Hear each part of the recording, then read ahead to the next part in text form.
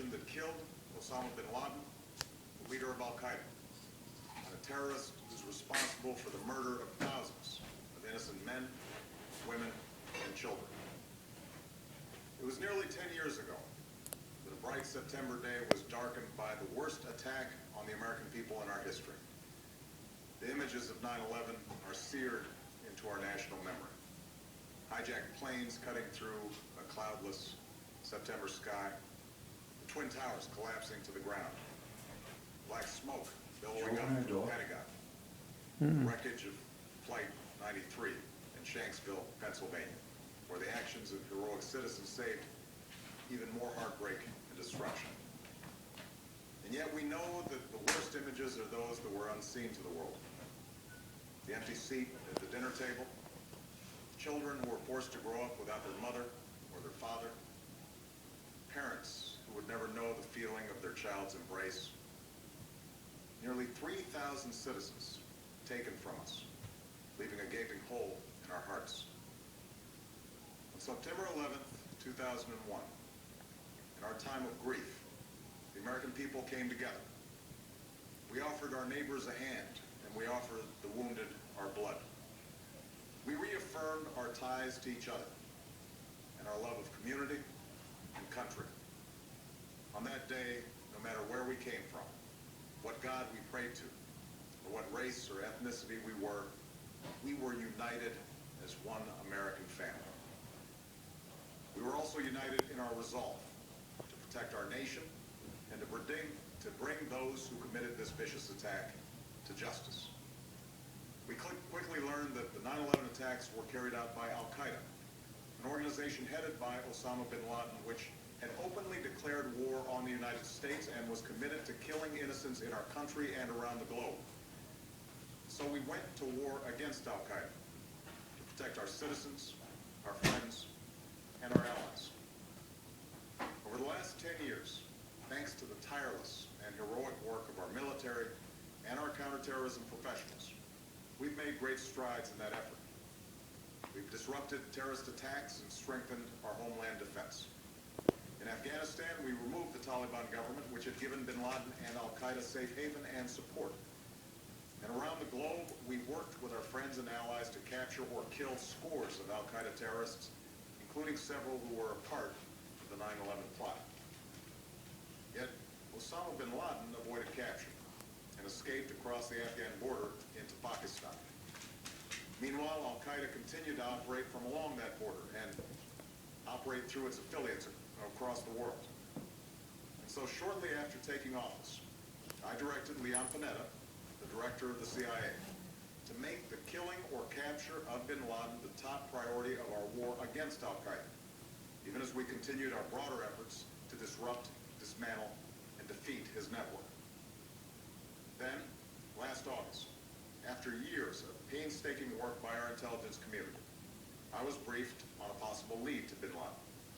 It was far from certain, and it took many months to run this thread to ground.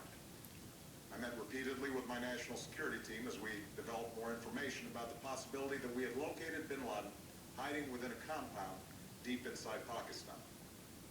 And finally, last week, I determined that we had enough intelligence to take action and authorized an operation to get Osama Bin Laden and bring him to justice. Today, at my direction, the United States launched a targeted operation against that compound in Abbottabad, Pakistan. A small team of Americans carried out the operation with extraordinary courage and capability. No Americans were harmed. They took care to avoid civilian casualties. After a firefight, they killed Osama Bin Laden and took custody of his body.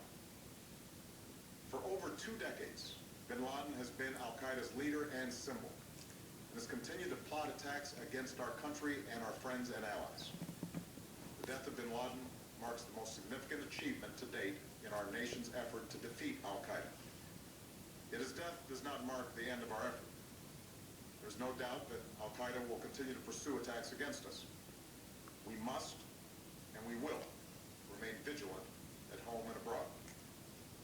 As we do, we must also reaffirm that the United States is not and never will be at war with Islam.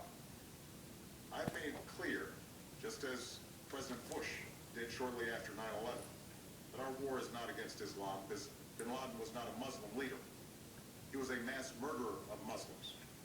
Indeed, Al-Qaeda has slaughtered scores of Muslims in many countries, including our own. So his demise should be welcomed by all who believe in peace and human dignity. Over the years, I've repeatedly made clear that we would take action within Pakistan if we knew where Bin Laden was. That is what we've done. But it's important to note that our counterterrorism cooperation with Pakistan helped lead us to Bin Laden and the compound where he was hiding. Indeed, Bin Laden had declared war against Pakistan as well and ordered attacks against the Pakistani people. Tonight, I called President Zardari, and my team has also spoken with their Pakistani counterparts. They agree that this is a good and historic day for both of our nations. And going forward, it is essential that Pakistan continue to join us in the fight against Al-Qaeda and its affiliates. The American people did not choose this fight. It came to our shores and started with the senseless slaughter of our citizens.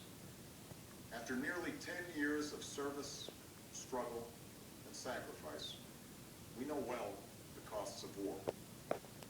These efforts weigh on me every time I, as Commander-in-Chief, have to sign a letter to a family that has lost a loved one, or look into the eyes of a service member who's been gravely wounded. So Americans understand the costs of war. Yet, as a country, we will never tolerate our security being threatened, nor stand idly by when our people have been killed. We will be relentless in defense of our citizens and our friends and allies. We will be true to the values that make us who we are. And on nights like this one, we can say to those families who have lost loved ones to Al-Qaeda's terror, justice has been done. Tonight, we give thanks to the countless intelligence and counterterrorism professionals who worked tirelessly to achieve this outcome. The American people do not see their work nor know their names. But tonight, they feel the satisfaction of their work and the result of their pursuit of justice. We give thanks for the men who carried out this operation, for they exemplify the professionalism, patriotism, and unparalleled courage of those who serve our country. And they are part of the generation that has borne the heaviest share of the burden since that September day. Finally, let me say to the families who lost loved ones on 9/11 that we have never forgotten your loss, nor wavered in our commitment to see that we do whatever it takes to prevent another attack on our shores. And tonight, let us think back to the sense of unity that prevailed on 9/11. I know that it has at times frayed. Yet today's achievement is a testament to the greatness of our country and the determination of the American people. The cause of securing our country is not complete, but tonight we are once again reminded that America can do whatever we set our mind to. That is the story of our history. Whether it's the pursuit of prosperity for our people, or the struggle for equality for all our citizens, our commitment to stand up for our values abroad, and our sacrifices to make the world a safer place. Let us remember that we can do these things not just because of wealth or power, but because of who we are. One nation, under God, indivisible, with liberty and justice for all. Thank you. May God bless you. And may God bless the United States of America. President of the United States.